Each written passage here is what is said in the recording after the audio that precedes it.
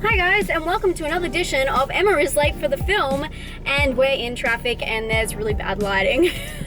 No, but I am really excited because I am on the way to go see Don't Breathe, which I've only heard good things about, which I've kind of tried to avoid any spoilers for, but so far what I've heard is good feedback. But before I get into it, I want to let you guys know that I am doing another live stream. Click the link down below so you can see when I am streaming in your nearest time zone. So what I've gathered from the trailers is pretty much there's a girl who you kind of feel sorry for. She probably has a hard life. She probably has abusive parents or alcoholic parents, something like that, and you kind of feel bad for her. She needs money to get out, and that's how they justify the fact that she decides to rob a blind man. But when her and I think her boyfriend and a couple of their friends get together and, you know, plan it, and then attempt to carry it out, they find out that the blind man, I think he is definitely blind, but he has like a little bit of a secret. The sad thing is I kind of know what the secret is. I don't know if I just looked sorry, I'm trying to block myself from the light. If I saw it somewhere or read it somewhere, or I just think I just know. Hopefully I'm wrong. Hopefully I'm completely wrong. And I don't really want to spoil that for any of you guys who haven't seen it yet. But I think this movie will be quite predictable, so I'm not expecting too much in regards to that.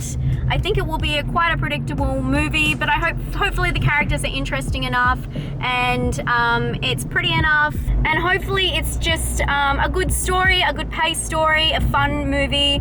I was actually not going to see this in the cinema, but a lot of you guys keep asking, so I asked my friend, and she actually had free tickets to go to Gold Class, and I don't know if you guys know what that is, but it's like a special kind of cinema that you go to see, like, I don't know, movies that you know you'll enjoy, and you get food and drink delivered to you by waiters.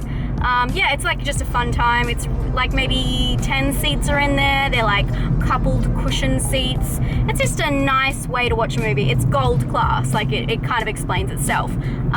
So we're doing that, which this is totally not a movie I'd pick for that, but hopefully it adds to the impression that I have. I'm about 2 minutes away, so I'm hoping I know I'll make it on time. It's just, you have to go a little bit earlier for Gold Class to like order your food and stuff. I know, I live a hard life. So, hopefully I like it. I'll let you guys know what I think. Thanks for coming along with me so far. I made it. I'm kind of a bit late, but it's okay. I just want to order food.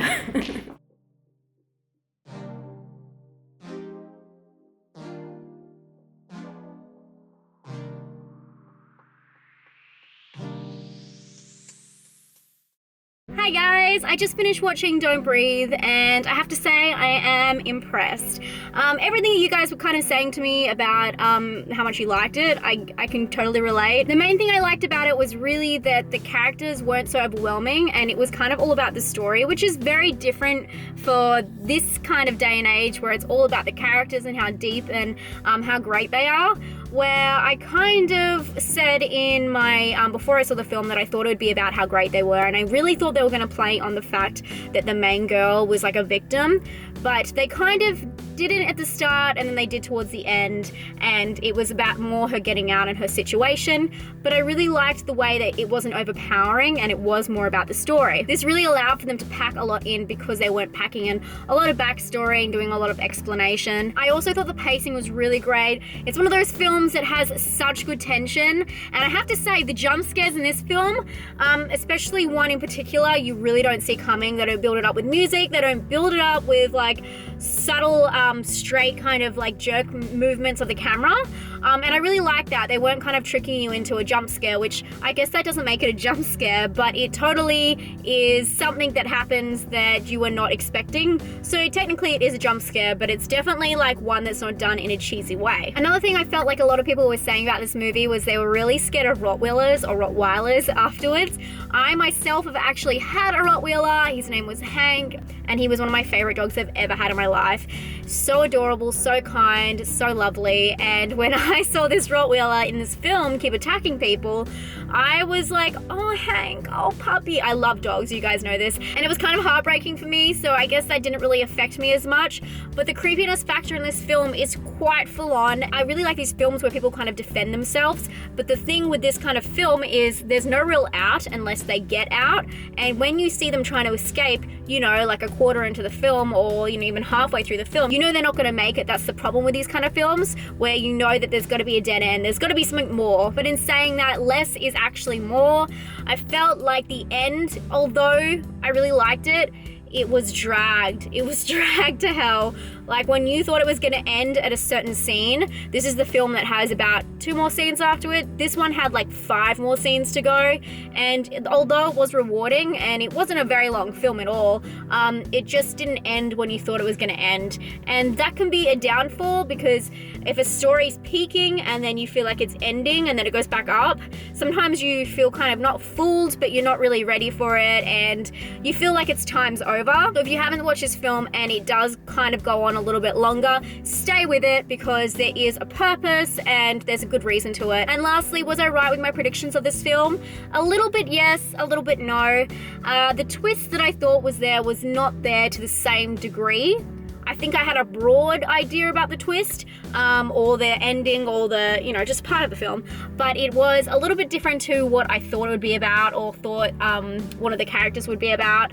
So I was really interested to see that. Some things, though, in the whole broad spectrum of things did not make sense. One, without giving away spoilers, was the fact that they had mobile phones that were working during part of the movie, and they didn't even, not that they had to call the cops, but they didn't call for help, or they didn't text somebody to come and be a distraction in a scene. And there was a few other things, but I really don't want to pick at them because I don't want to spoil it for any of you guys who haven't seen it.